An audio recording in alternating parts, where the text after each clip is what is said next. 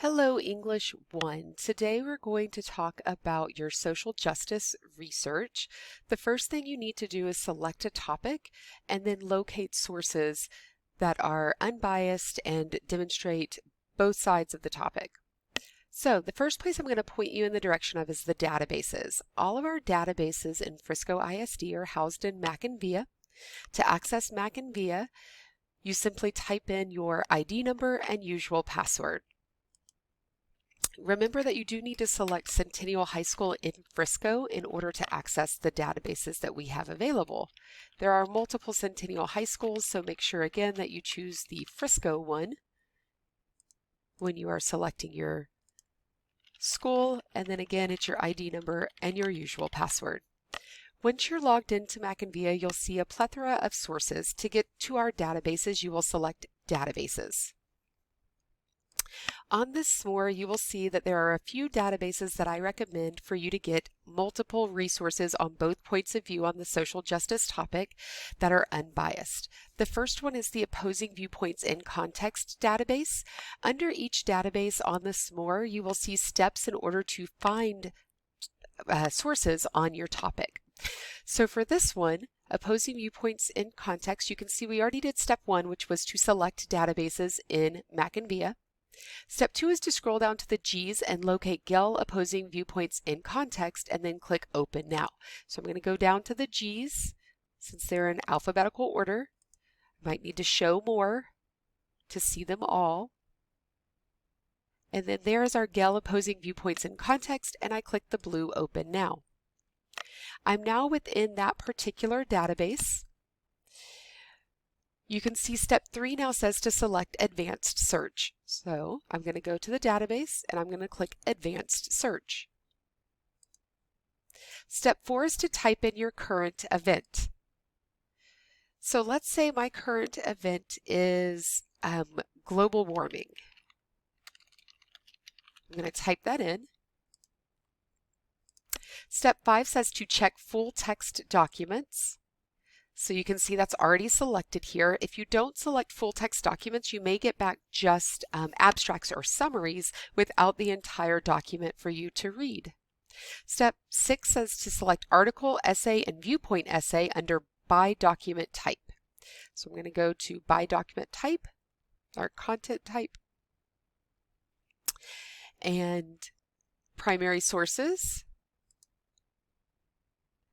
and then article, essay, viewpoint essay.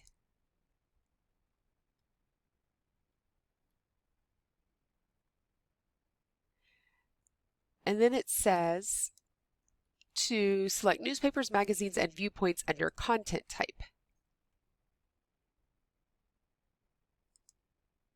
News, article, essay. There's my document type, article, essay. You can see it's in alphabetical order, and then viewpoint essay.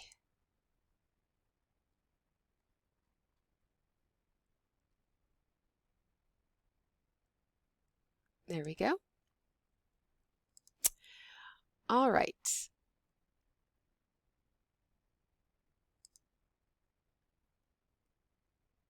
And then I had news, magazines. There we go. So I've got my content type now, and I've got my document type selected. So now I'm going to click search. And you'll see that you get back a multitude of resources. They are split up by type. So under primary sources, I have 3 primary sources.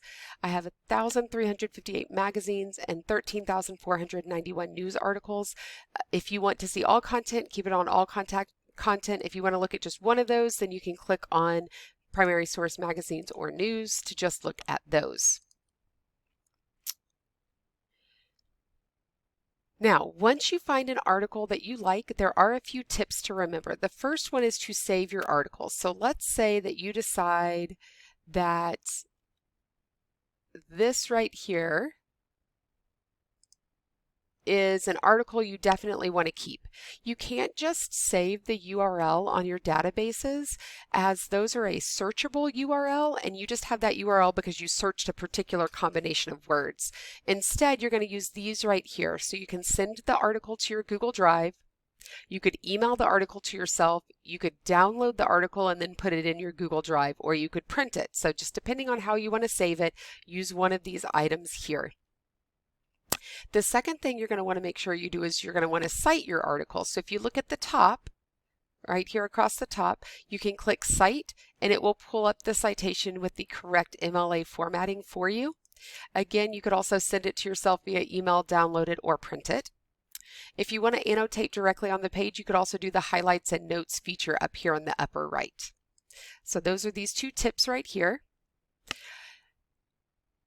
The same process can be used for the other databases that are suggested. So database 2 is Gale & Context Global Issues. Again, there's a click sheet with all of the pictures of how to access the articles. The database 3 that you could use is ProQuest Sears Discoverer. And then the fourth database that I recommend is the procon.org. And again, it tells you exactly how to do that. If I were to pick one to start with, you might want to pick procon.org just because it gives you articles, like topics that you could choose from. If you're having a hard time picking a topic without doing some research, procon.org is a great one to go to. So I'm going to go ahead and go to that and show it to you. When you log into procon.org, or click on it, it does have some suggestions right on the front page under new topics, government, education. You can choose like a category you like, and that might help you choose a topic instead of coming up with one off the top of your head. Now, databases are not the only way that you can find articles, of course. You can also use websites. So the next part of the SWOR tells you how to evaluate a website for credibility. So let's say you went to procon.org and you chose, again, global warming. So then you decide that you're going to go to Google. So I'm going to go to Google and I'm going to search for global warming.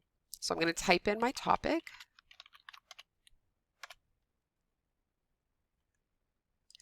If you look, to evaluate a website for credibility, we're going to use the START method. Okay, so let's say I've typed it in and I want to use this first result. I'm going to click on it. The first thing I need to look for in my START method is scope. So I'm going to read through this article over global warming versus climate change and see what the scope of the article is. Does it cover the information I need it to cover in order to use information in my final product?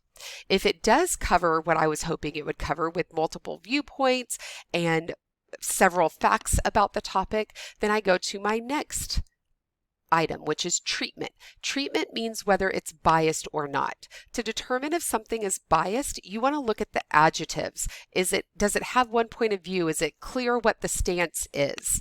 For this one, you can see that it's very unbiased. It says weather refers to atmospheric conditions that occur locally over short periods of time, from minutes to hours or days. That's just a fact. It is not an opinion. If it were to be full of opinions, then our bias would be clear that the treatment was biased. Right? The treatment meaning how the author approaches the topic. If you've determined it's unbiased, you'll move on to the third item, which is authority.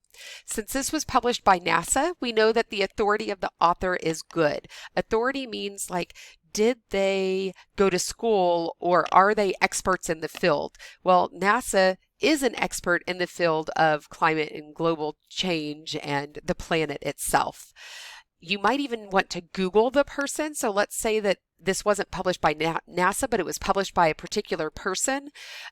You can Google that person and see maybe they are a professor of some sort, astrophysicist, or maybe they are someone that works in the field and has worked in the field for 30 years. You're going to know that the authority is good. If you can't find any credentials for the person, you're going to want to reconsider whether or not they have the authority to be giving you the information you're seeking. Reliability is the fourth thing to look for. Reliability means that you've looked at several different sources and the information from those sources seem to be consistent across sources. If you find an article that has completely different information than 2 or 3 other articles, it's an outlier. And you probably don't want to use that source because you can't guarantee that it seems to be consistent with other experts in the field, with other information you've found on the topic. The last thing you're going to want to look for is timeliness. Since these are current events and things are changing rapidly sometimes, you want to make sure that it was published recently. Usually the date can be found at the very bottom of an article. So this one was last updated November 10th, 2022. That was just 5 days ago at the time of this recording. So yes, it is very current and up to date, so we can be sure that the information is as current as possible. If you've gone through the START method and determined that you can use that source, you're ready to start writing down information from it. For a review of these steps, there is this video right here that specifically talks about the START method. You could also use evaluation rubrics to see if something is credible. So we have 2 linked here. If you click on them, they'll open up. And you can look at the article and make sure that, yes, it meets scope requirements because it answers yes to these questions. Yes, it's unbiased because we answer that it is a fact, that the evidence is provided, etc., etc. So it'll walk you through the START method. And the more checks you have, the more likely it's a credible source of information for you to use. You can also use books for this assignment. We have both print and ebooks. For print books, you're going to use the card catalog. And again, there's a picture showing you how to do that. So you would click on linked, sorry about that, I will fix that. You would click on the card catalog and it'll pull up. It might take a couple minutes to pull up just because of our Wi-Fi here at Centennial. So we'll give that a minute to pull up. You'd click on it and then you would follow the directions for finding print books. Ebooks can be found in Mac and VIA. So instead of databases, you could click on books, ebooks, and it'll pull those up and you can search and see if we have anything on climate change. So I'm going to type it up and there you go. We have ebooks on climate change that you can now click on and look at. The card catalog's still pulling up, so we're going to give that a minute. Again, we have pictures to show you how to find ebooks and regular books. For ebooks, once you find one, you click the blue open now, just like a database. It'll open up that ebook and you can read it. Okay, so here's our table of contents. We can see what in the book we'd like to read and click on it. Now our card catalog is up. If I type in climate change, it will search for books on climate change, and then I'd come to the library to locate it. So this one, Climate Change Picturing the Science, I can see is in nonfiction. It is available for me to check out. You can come ask the librarian, that's me, Dr. Turner, or you can ask one of our library aides at the front desk to help you find 551.6 SCH if you don't, if you're not confident where that is in the library. Once you've found your sources, whether they be databases, websites, or books, you do want to cite your source. I showed you how to cite your source. If you're in a database, it does it automatically for you. If you're using a website, then you might want to use EasyBib or BibMe, which will generate a citation for you. If it's a book, it won't generate the citation, but you can see how to cite it and type the information in from the book.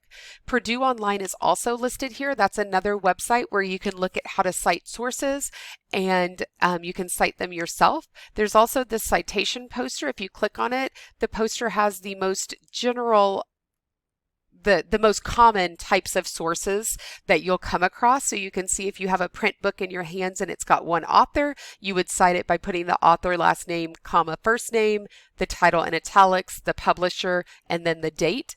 It also shows you how to do ebooks as well as databases. So this is a great resource to use if you're having to do your citations by hand because it's not given to you in the database. And of course, if you ever have any questions at all, you're going to want to come to the library and I will help you. Again, this is Dr. Turner, so you can ask for me if you're having struggles citing sources, if you're having struggles finding sources. My job is to help you. You could also contact me via email at turnerta@friscoisd.org with any of your research questions. Again, that's turnerta@friscoisd.org, and I will be happy to help you. Happy researching and good luck.